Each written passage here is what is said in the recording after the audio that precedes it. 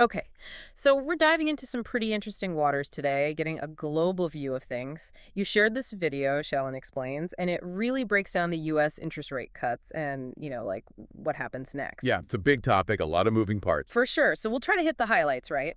And Shellen explains, he starts off strong, talking about how the Fed, they've got this like balancing act they have to do. Right, controlling inflation, but also trying to keep people employed.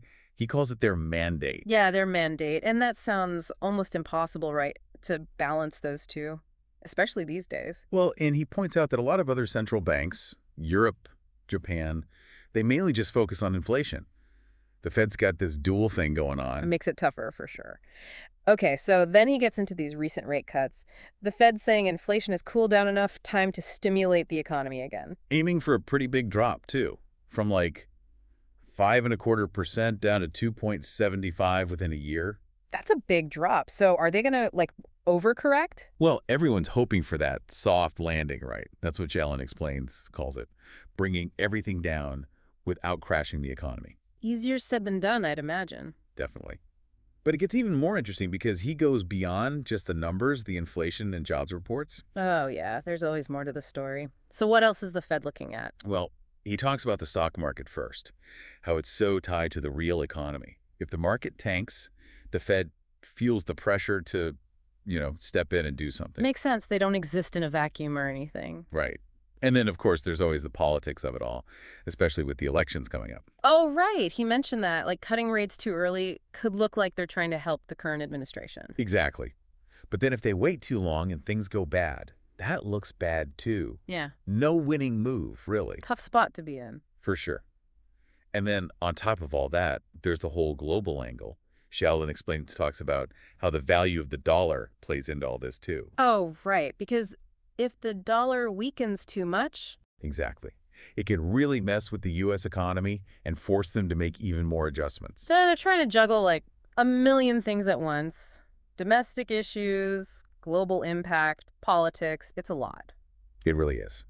And speaking of global impact, that's where things get really interesting. So last we left off, Jalin explains, was talking about how these U.S. interest rate cuts, they don't just stay in the U.S., right? They have this ripple effect around the world. Yeah, exactly. It's like one stone gets thrown to the pond and the waves just keep going. He makes this point about how other countries often end up following the Fed's lead.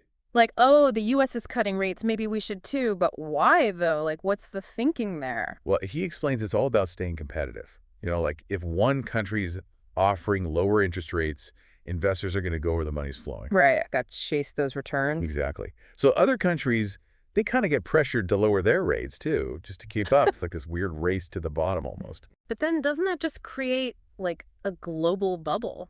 Because there's all this cheap money floating around. That's exactly what Jelen explains is getting at. He says all this easy money, it often ends up inflating asset bubbles. He gives that example of the 1980s. Remember the Latin American debt crisis? Oh, right. Wasn't that a whole thing? It was. All this capital flowed into Latin America, but it wasn't always, used wisely.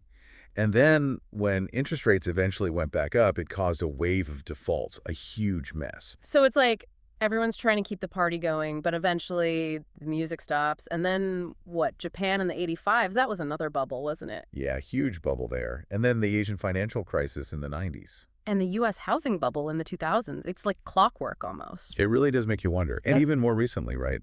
The U.S. stock market's been on this tear, partly fueled by all that liquidity pumped in back in '08 and 2020. Okay, so we're seeing a pattern here. But how are other countries reacting to these latest US rate cuts, the ones we're talking about right now? It's actually really interesting. Shallon explains, says a lot of countries actually got ahead of the U.S. this time.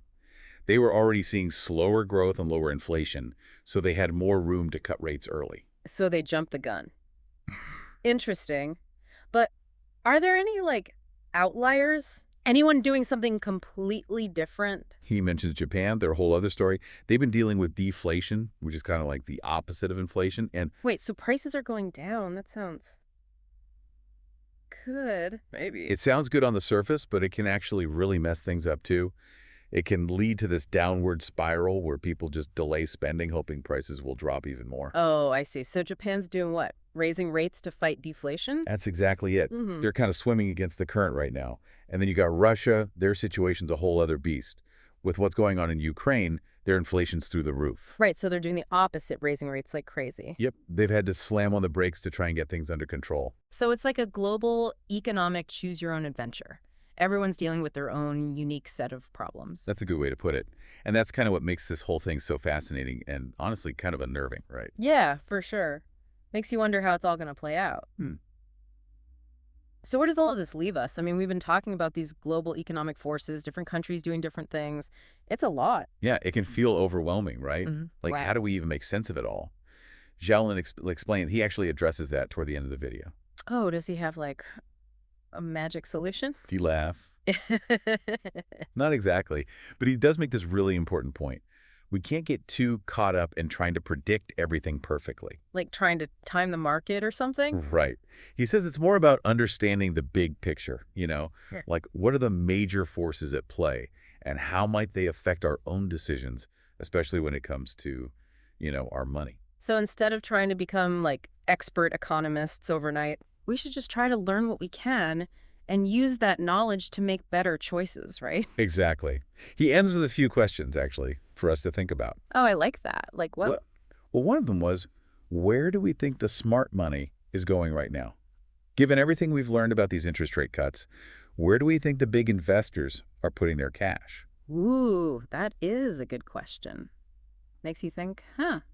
If you were playing that global game of financial chess. Exactly. What moves would you make? I like it. So even though we're not, Wall Street hotshots, we can still learn about these global trends. And maybe make some smarter decisions because of it. Exactly. Knowledge is power, right? Couldn't have said it better myself.